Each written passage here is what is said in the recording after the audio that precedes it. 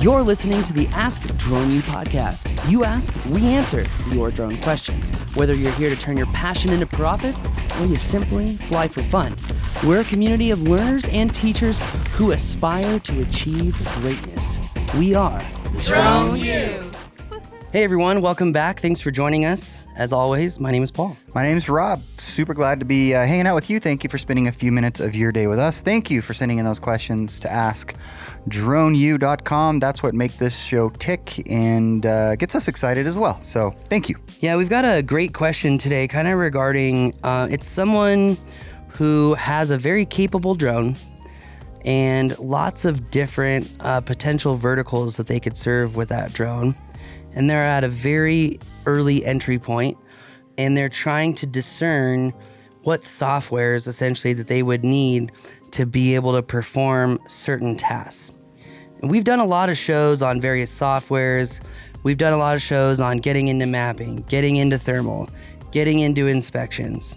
But we haven't done like a good organized synopsis of here are the flying skills that you'll need paired with the right softwares, and then you could essentially go after these particular jobs. So we made a mind map. I've actually already posted it in the Drone U community. So if you're a Drone U member, you're probably already taking a look at this right now.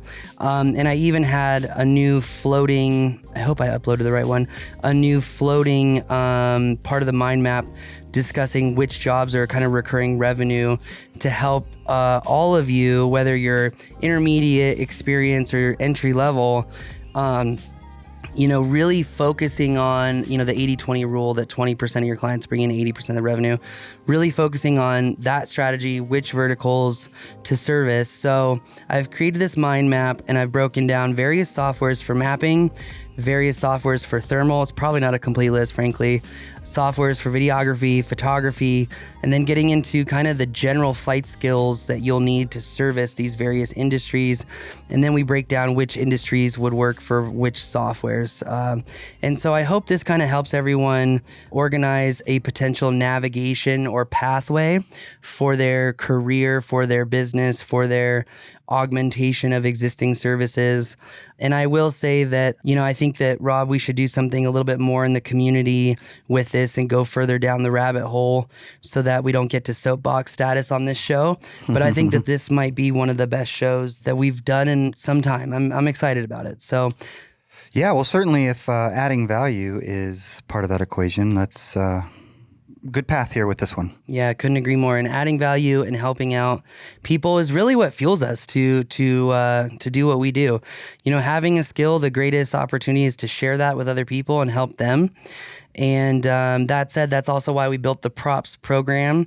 If you are looking for a dedicated navigational pathway to get to a particular drone deliverable for your business, you might want to check out Props Flight School by Drone U. This is a flight school that is very specific to not only helping drone teams and programs, but providing a coordinated and organized pathway of navigation through various courses to give pilots the skills that they need to pay the bills, but also to help them learn the software, the workflow, and what's needed to be able to get the job done consistently and reliably. That way you can create professional, reliable operators that practice safety. That is the Props program, propsflightschool.com. Hello, Drone U. First and foremost, excellent platform. Your platform is the best platform that I have encountered as of yet pertaining to everything about the drone industry.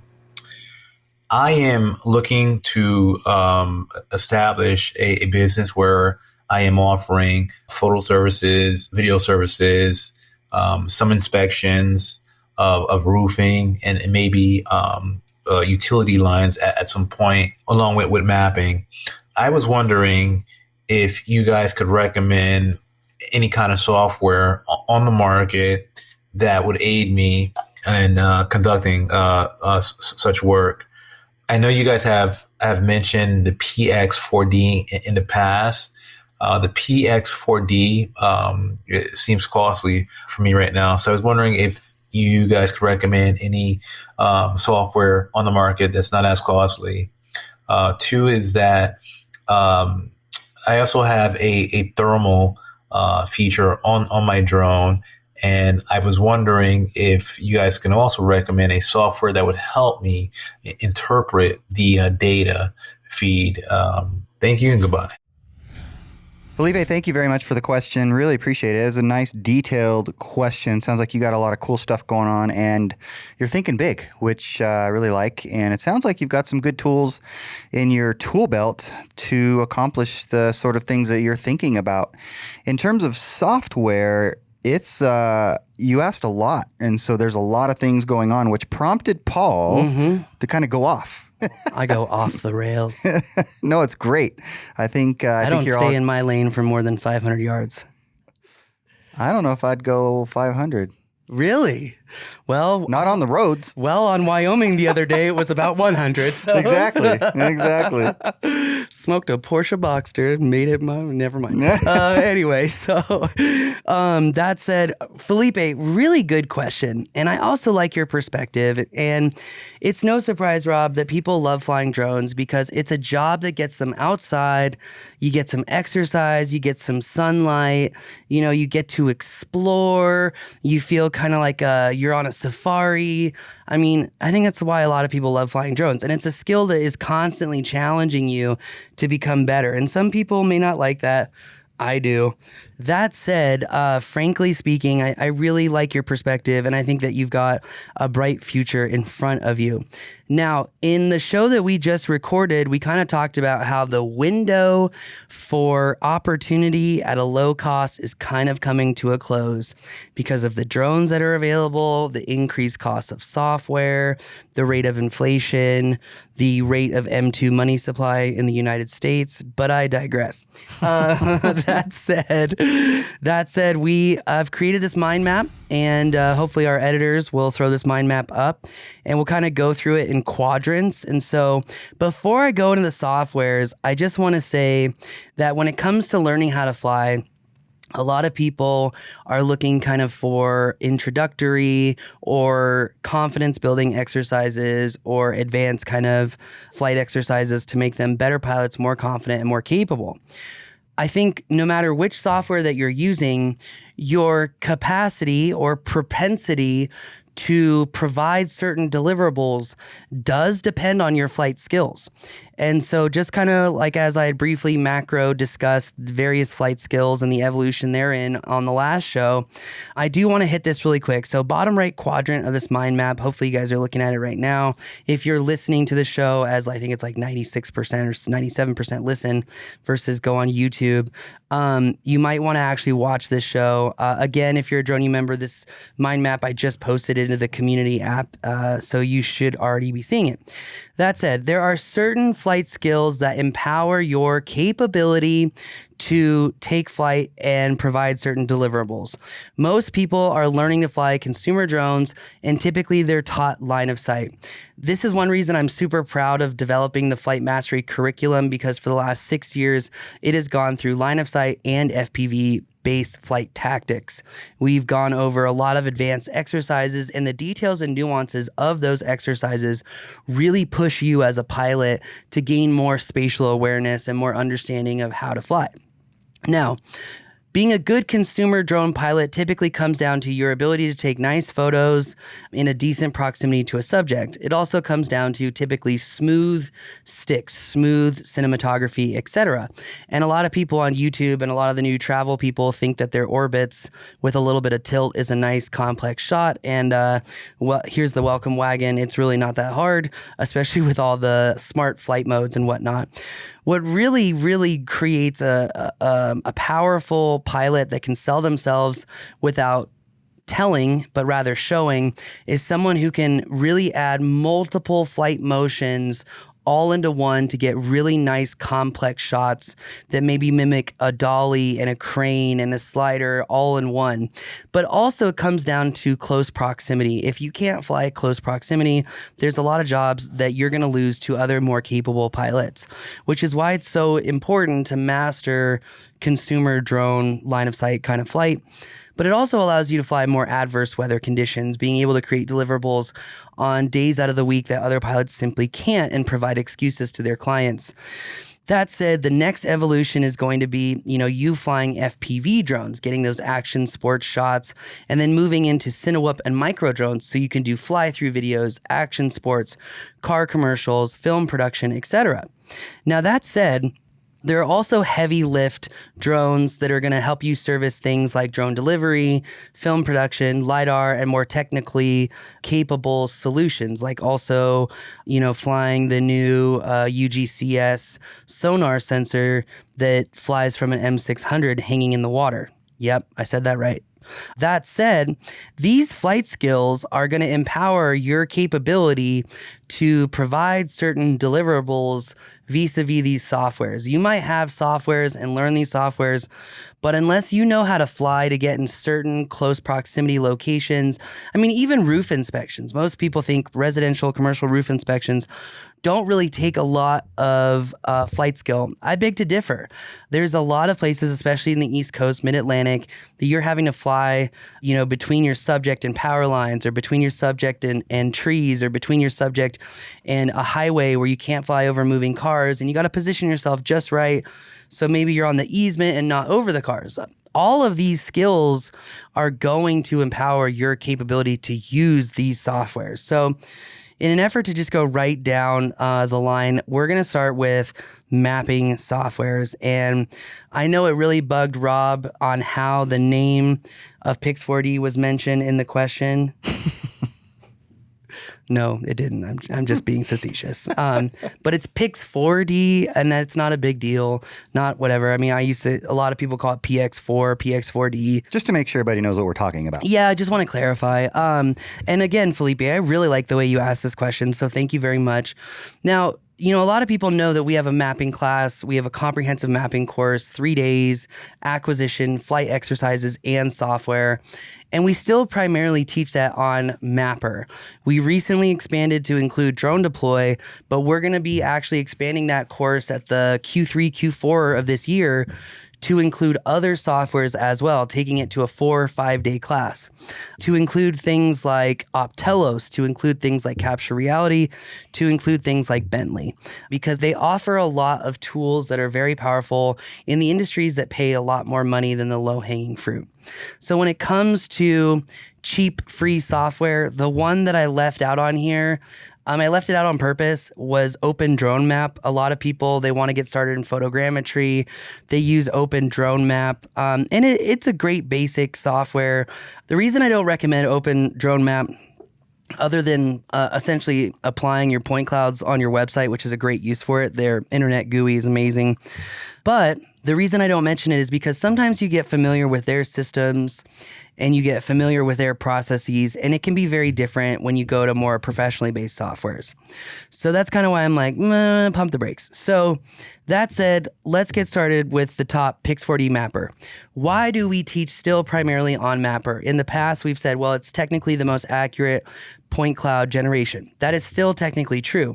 But there are other mapping engines and softwares that have really changed the game on formulas or formulaic acquisition of imagery, meaning you can get less photos at higher oblique angles and still acquire, beautiful maps and models. But the number 2 reason that we still teach on Pix4D Mapper, we do love Pix4D. They are constantly innovating.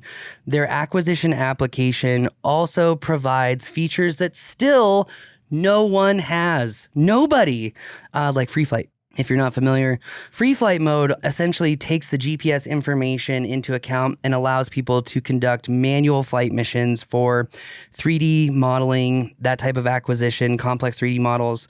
It takes the GPS information, uses it, and uses that information to see how the drone moves to automatically trigger the shutter so you get the right amount of overlap and you don't have too few photos or too little photos. It's a really, really powerful tool. Now, that said, we still teach on Pix4D Mapper because it offers the most deliverable options, the most flexibility for mappers to get their feet wet with orthos, with topographical maps, with 3D models, with DSMs, DTMs, volumetric calculations. I mean, there is so much that you can do in that software. There is still yet to be another software that offers as much as Pix4D Mapper, okay? Now, I know Pix4D has kind of pulled a DJI here, and they offer nuanced software suites for specific deliverables, Pix4D Survey, Fields, React, there's a lot of them now. Pix4D Inspect, which, by the way, we're going to also include instruction on that here shortly as well. To clarify on that, does Mapper do all those things? It's just those kind of pull out that function and make it more usable? Yes and no. I say yes and no because like Pix4D Inspect has a much better algorithm for creating 3D textured meshes or the 3D models that we see on the internet. Than Mapper does. Yes. Okay. But also the user interface for the cloud on Pix4D Inspect is superior to the Pix4D cloud itself. Which is a big deal. The easier it is to use, the better you can do with it. The easier you make it on your clients, the more they come back to you. Yeah. So convenience sells. If you don't believe that, I'm sorry. That said, Pix4D Mapper is expensive. It's about $300 a month. If you do come to a Drone U class, we do give you access to an educational license for a short period of time, so you can have time to try out different stuff. And I feel like that's one of the biggest value adds for our class. But moving down the line, there's Pix4D React, which is strictly for orthomosaics. The only difference between Pix4D Mapper and React, well, is two or threefold. Number one, Pix4D React does not really allow for georeferencing of orthomosaics, but we're seeing a lot of people in construction, public safety, roof inspections, and other types of inspections, event managers and management, conference management, using Pix4D React because they don't need the, centimeter grade precision. They don't need, a 3D model. They need a really high quality 2D map or an orthomosaic that they can use, draw lines on, annotate, and share very easily. And Pix4D React is by far the cheapest and fastest methodology of creating rapid orthomosaics. The only issue is no georeferencing. So it's really on the pilot to have scale constraints to ensure that you do a really good compass calibration, KP index is low. I mean, there's a couple of nuances that mappers would know, or experienced mappers would know is important to really create the best quality data with React. Can you create orthomosaics with Mapper? Yes, you can. It's the last step of the process though, so it typically takes about 10x the amount of time to create an ortho with Mapper than React. But React is cheap at about $30 a month. That said, we've got Pix4D Fields. This is great for agricultural-based mapping, but caveat, you can do that in Pix4D Mapper too. There's some tools and some advanced tools in Pix4D Fields that does allow you to use multispectral sensors, thermal sensors, etc., to get multivariate deliverables, to have more data, to make more intelligent decisions. That said, let's move on to Optelos. Now, Optelos is a cloud-based software, and oftentimes during the mapping class, I tell everyone, look guys, there's really three kinds of software. You've got desktop-based software, you've got acquisition software, it's typically a mobile application, and then you have an all-in-one software or a cloud-based software. Optelos is a cloud-based software, but where Optelos really shines is in the organization and management of all your mapping missions, all of your data, and providing that in a seamless deliverable to your clients. So, one of the questions that he asked is, what about thermal applications? Thermal applications are really only going to help you maybe manipulate photos a little bit, maybe organize photos, and provide a better seamless navigation for your data deliverables to your clients. But Optelos is really going to provide a more robust user experience. Even in, I need to triple check that it can take thermal imagery. I don't know right now. I didn't have time to look that up before the show, nor did I think it was absolutely crucial. But when it comes to Optelos, think of roofing inspections, think of cell tower inspections, think of utility inspections. This is going to really help you optimize the management and organization of thousands of photos to also help people inspect various elements, to click on a particular point and gain more data, more intelligence, etc. But let's move into some of the more 3D applications. Capture Reality is probably the best at an affordable price point. The workflow is a little bit more complex than Pix4D Mapper, but it's getting better and better. And it's really great for 3D modeling, but I would say lifelike 3D modeling. Things like the film industry. We have done 3D models for film. Just go watch The Harder They Fall. And I really need to register my IMDb account to take credit for that. I talked to the director about that, by the way. I was like, hey, I wasn't in the credits. He's like, yeah, we actually had to look this up with legal. And so he goes, you need to go on IMDb and you need to talk about what you did for us. He's like, you can prove it all with your contracts with Netflix, etc. And so I was like, oh, okay, I'll do that. And I haven't done that and it's been like 6 months.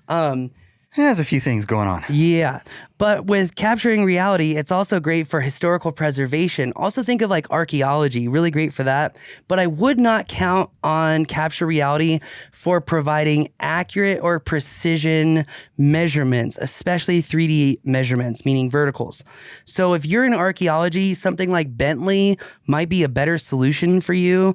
And, you know, we're digging into Bentley right now and they have hundreds of products, like hundreds of them.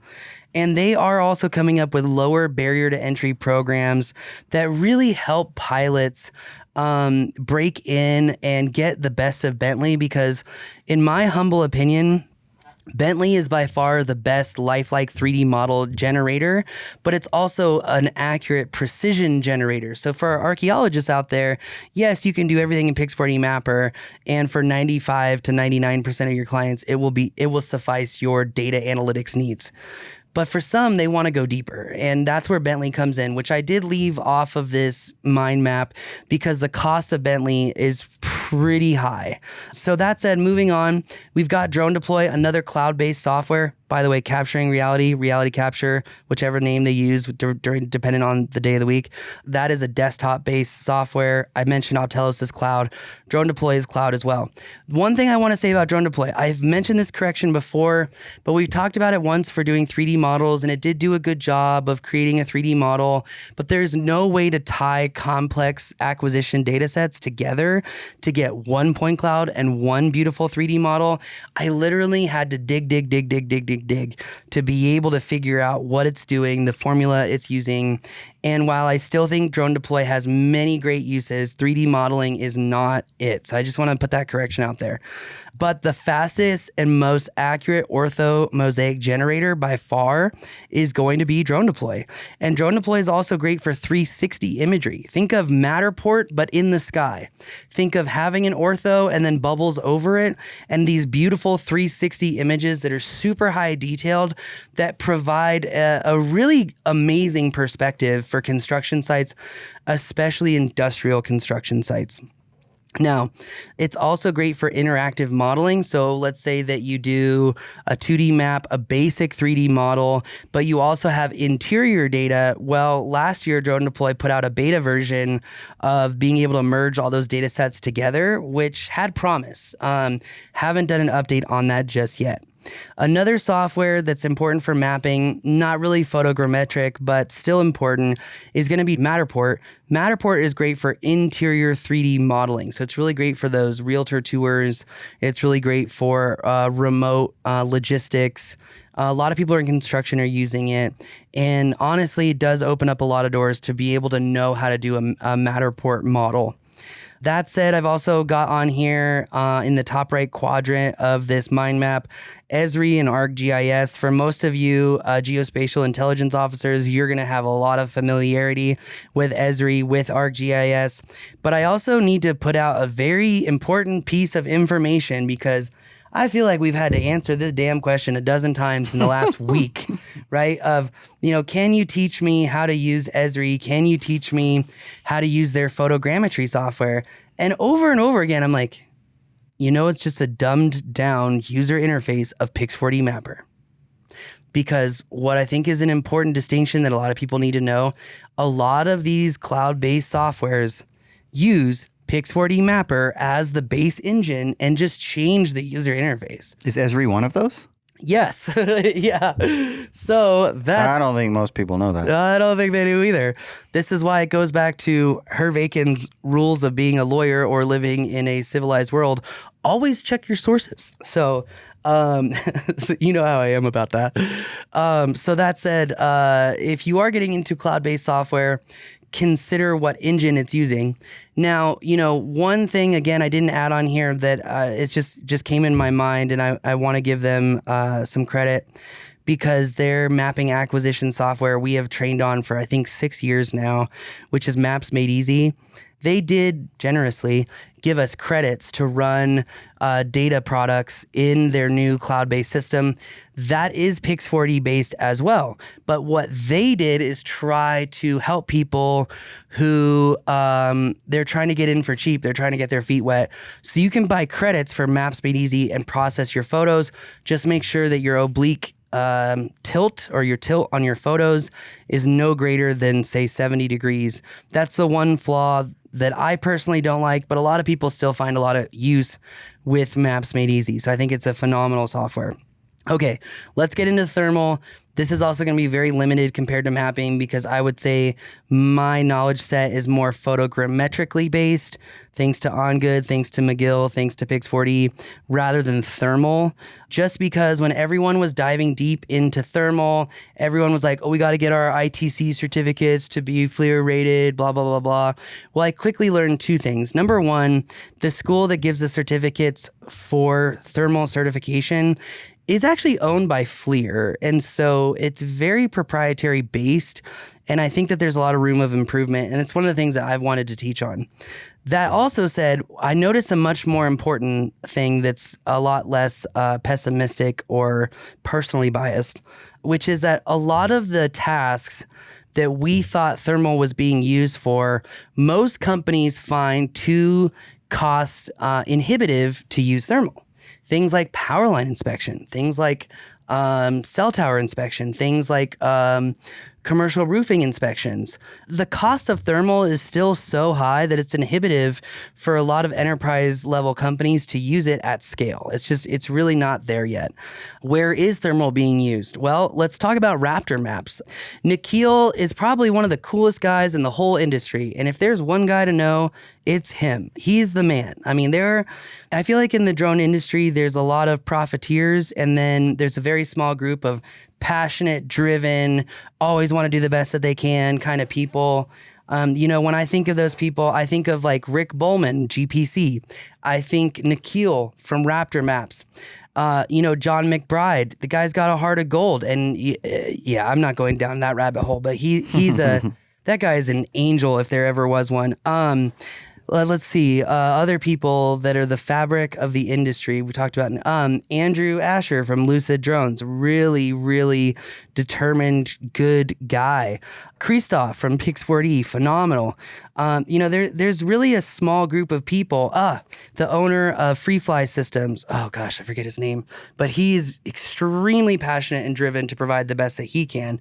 But otherwise, you find a lot of profiteers, really, and honestly, when you're passionate about something and you dive deeper all the time, you kind of get, what's the word here I'm looking for, Rob? Not disappointed, but I never say his name right. It's like Tab, though. Tab or Tob from Free Fly. Tab for Shao would be my guess. Yeah, he's amazing.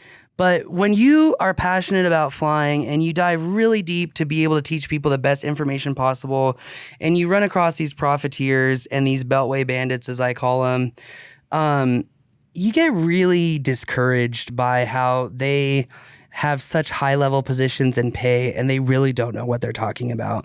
And that irks me, and Rob has had to work really hard on me to not poke the bear. Let's just put it that way. Well, it's about focusing on the positive and doing everything you're talking about all these people do. Yeah. The other crap takes care of itself. That's a good point. And I need to remember that because oftentimes I'm so good at finding the negative and then I get into a negative rabbit hole and it's not healthy. Okay, we're moving on. So FLIR has a software too. I believe it's FLIR Business Tools or FLIR Image something. And they do, you can do image interpolation, processing, organization, etc. I really don't have a lot of experience with that software, so I really can't speak from a point of experience on that. Last thermal, you can do thermal based mapping and modeling with Pix4D Mapper. So I had to throw that into thermal. But honestly, I really think Raptor maps, if you're doing solar inspections, thermal sensors, you got to have the right kind of thermal sensor. This is where a lot of people get screwed over by talkative salespeople. They don't get a large enough sensor, or it's not radiometric, or, and they can't do some of these drone jobs. So, when you are buying a thermal sensor, really be cognizant of the size of the sensor. Is it radiometric? Can the drone fly autonomous flight patterns with ease? And can it reorient the drone from the flight path? That's going to be crucial for a lot of the thermal stuff that you're going to be doing. Okay, last softwares, and I had to touch on this because, we've talked about mapping, we've talked about thermal, and there's so many deliverables from those two verticals alone. But obviously, we've got to talk about videography. We got to talk about photography. And I feel like when it comes to being a good drone pilot, you've got to know how to edit video, because you need to know what it takes to create spectacular imagery that really draws the audience in and is able to eloquently tell a story. So you got to be able to edit. So whether you're using Final Cut Pro or maybe an alternative like Premiere Pro, you need to be familiar with those softwares. Taking it one step further, if you're on the Final Cut Pro train, because maybe you like to pay for software just once and not every month, then you might want to get familiar with Motion, which is the animation side of Final Cut Pro. Or you can just do the lazy hack that Paul does and use plugins for those animations and various elements and whatnot. Now, if you get into Cinewhoop drones, you're probably going to try to get familiar with a program called RealSteady. But again, I have to say that GoPro's stabilization is pretty amazing. So RealSteady is going to help you create really steady shots from non-steady video, okay? Another software I think is important is Insta360 Studio, because if you attach a 360 camera to any of your drones, you get some of the coolest marketing videos possible, marketing photos. You also get that magic carpet effect where people can look at a video on YouTube and move it around and be able to see what's going on. And in order to do that, well, you've got to know 360 editing software, because most of the files you get out of these 360 cameras have to be transcoded into something that's usable. So lastly, if you want to take video stuff to the nth degree, you're going to have to get to know Blender. Why? Because you need to get into building animations, which in my humble opinion is a vertical and opportunity in itself. Moving on to photo softwares. Now, I know we've had previous instructors that have recommended various softwares, but honestly, with the advancements that Photoshop has made, I'm still sticking to Photoshop and Lightroom. I use Lightroom for stacking. I find it the best for stacking images. I don't like the HDR features on most of the drones. I like to stack my own stuff. And then Photoshop, again, a lot of people loved Aurora. What is it? Aurora HD or Aurora something, because it had the best sky replacement. Well, I think Photoshop did a phenomenal job with sky replacement. So I'm sticking with Photoshop, and I'm keeping my software bills to a low level. All of that to be said, I hope that this provides good information on softwares, and flying skills.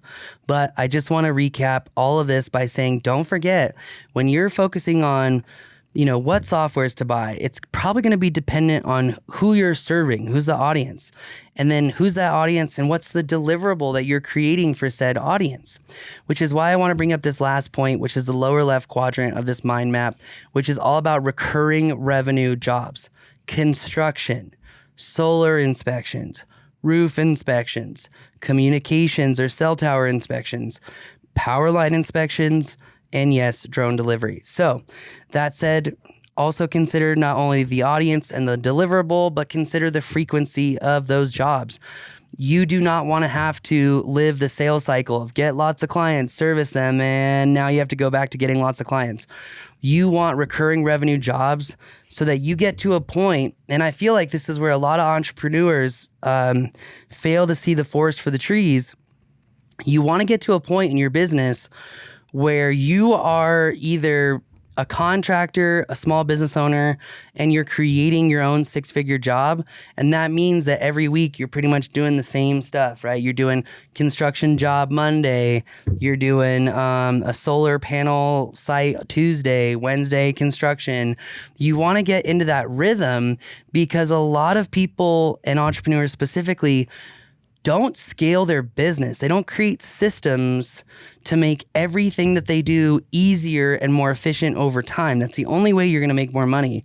And by bringing on these recurring revenue jobs, you are creating those systems inherently, and you get to a point where you don't have to work 14 or 15 hours a day every day. You get to a point like, I feel like Glenn LeBay is really at this point where, yeah, Glenn, you got to wear a lot of hats. But at the same time, I feel like you're in this position where you have a general sense of what needs to be done every single week. It's kind of a 9 to 6 job. It's not really a 17-hour day every day anymore. But it takes work, and it takes also the power of delegation, which is probably the very hardest thing I've had to learn. Even this morning on our walk, I was like, we need to hire a damn article writer. I can't do this every week. Especially for the staunch entrepreneur, delegating is challenging for sure. But I think you make some great points as far as that being the goal, to get those recurring revenue jobs. But I would also add, make room, leave room for the creative or whatever it is that really jazzes you, right? Because otherwise, you're just going to be in a different rut. It'll be an entrepreneurial rut instead of a normal day job rut. So just be cognizant of that. That's all I'm saying. I think it's an evolution too, because you're super creative at first. You create these systems, these recurring revenue jobs, but over time it's going to get boring. And over time you're going to want something new to re-spark that creative fire. And you've got to have flexibility to be able to explore other quote unquote verticals that drones serve. So yeah, one of the things that I admire in a lot of successful entrepreneurs is that ability to say, you know what, I'm done with this. Whatever this is, whether it's a business, an idea, whatever, but they have the confidence to know, I'm going to go do this instead, because that's what drives me energetically. It gets me jazzed. It gets me up in the morning with excitement. And I always really look up to entrepreneurs that have that, instead of holding on to whatever golden nugget they might have created. And I don't know. I think these are just things to think about as you contemplate everything that Paul's just mentioned. Wow, what an amazing presentation. What? At the what do you mean what? No, I'm like, what? Like, what are you talking about? Well, I think they know what I'm talking about. I'm talking about the fact that he asked this question and then there's the answer. Software for various types of verticals, and obviously this probably isn't 100% of everything. It's almost impossible to do that. This mind map would be like the one on the door, where it's like full door length. Yeah, the one that got ripped down. Anyways, it's very thorough. At least gets you sort of a launching pad opportunity. So that's what I mean. And Rob, like, what would you say in regards to how many softwares there are, how many verticals that you can serve? What would you recommend to these pilots on trying to, not everyone has 10 grand they can spend every month on software. And ultimately, when you think about how many softwares we've listed, it could easily turn into that. And so what would you recommend to pilots who are, whether they're entry level or whether they're established and they need a little bit something new to re-engage that inspiration, that motivation? I mean, what would you tell them as far as isolating potential options and selecting those instead of, trying each one? Well, I think one thing that I would tell them, it's sort of like, I think of an analogy of moving to a new area, which we may or may not be doing. No, I'm kidding. We are. And needing to sort of re-network and find resources that fill needs that you're going to have in your life, right? So what do?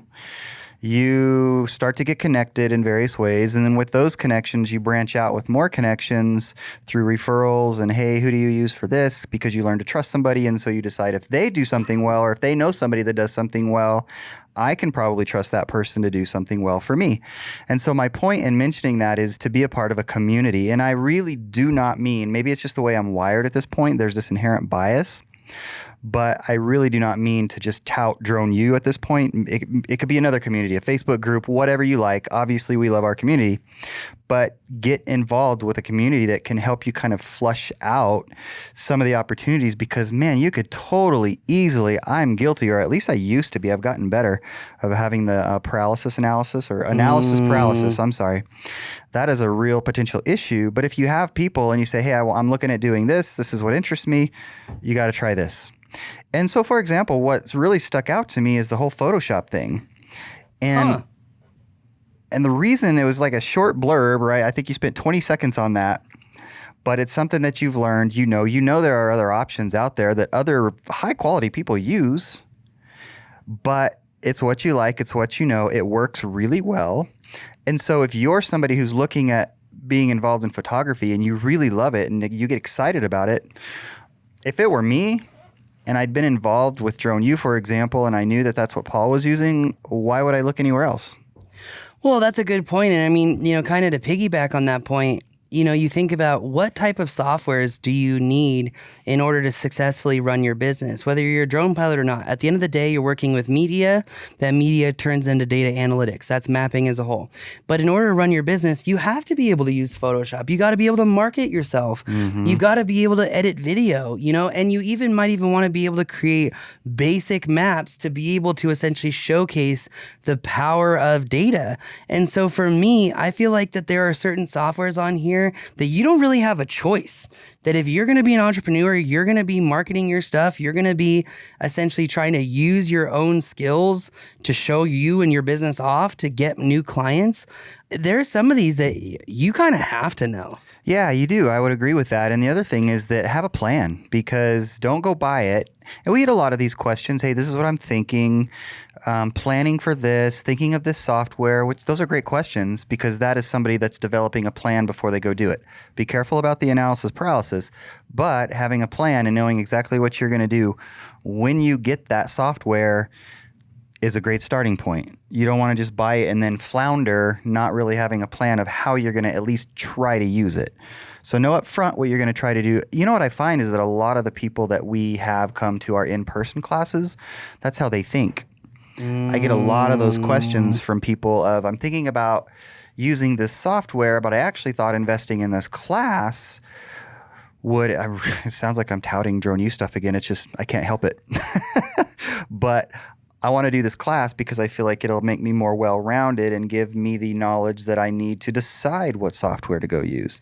And so it's like the cart before the horse. I don't know. It kind of depends on your situation, but having the education so that you can make those determinations is important as well. I think, honestly, you also hit the nail on the head as far as learning styles. And over the course of the last 30 years in the development of the Department of Education, the amount of money that has been spent has only gone up and the graduation rates have only gone down. New Mexico is a perfect example of that crap. And I honestly think it comes down to learning styles. When I went to school in Europe, it was so eye-opening on how unbelievably different the learning style was. It's experiential learning, which means, yeah, you might sit in a lecture hall for half the class, but in the United States, your entire semester is going to be that lecture hall. In Europe, half the time is lecture hall. The other half is going out into the real world and doing it or experiencing it or having visual representations of, oh, that's Baroque, architecture. And that's, I forget all the other ones. I'm sorry, architecture teacher from Prague. But you have this, experiential style of learning. And it goes back to what we were saying just in the last show about psycho-cybernetics. And it's like, in order to achieve what you want, you have to visualize it. But that's where most people stop. In order for it to actually work, you have to literally try to dream it, experience it, and see what the consequences, positive and negative, are going to be like. And then you can really see yourself in that position and get up there and earn your way up there. And so, I know, again, touting DroneU classes, but look, we're reluctantly grateful for the opportunity to teach, but also take it to the next level and really strive to do it better than everyone else. Because if we do it better than everyone else, then that means we're the best resource that we can be for you. Mm-hmm. Now, that said, our classes are experientially based. If you think about mapping, it's the same. We're doing acquisition exercises. We're doing processing exercises. Some classes, they do 3 exercises. We do 7. So, it's really, I think, comes down to learning style, Rob, and I think you hit the nail on the head with that. And I just kind of wanted to dig more into that. I know we're kind of getting on our soapbox here, but at the end of the day, you got to think these things through in order to make the right decision, and having that plan, like you mentioned, I think is so crucial. And I think it's like, who do you want to work for? What kind of money do you want to make? You got to think about those things and then go into, now, how do I build those deliverables? Yeah, I would really like to know more from Felipe as to where you're located, why you think those particular verticals are potentially beneficial to you. There's a lot I'd like to learn as a case study just because of this conversation and the questions that he asked. But so maybe he will hear this and send us a note, because it would be really interesting to hear some of that, just kind of like, because I think that sometimes, and I'm not saying this is necessarily you, Felipe, but we just kind of throw stuff against the wall to see what sticks. That's me. That's my personality type. Well, there's something to be said for shoot and then aim. Not instead of the old aim, and you may get to shooting someday, right? So there is definitely that. But anyways, I would just like to learn more, like I said, as a case study to see if it is something that's been thoughtfully produced in his case, which I guess it is. Couldn't agree with you more, Rob. As I say, aim small, miss small. As I said in the movie The Patriot, which we also said in lacrosse all the time.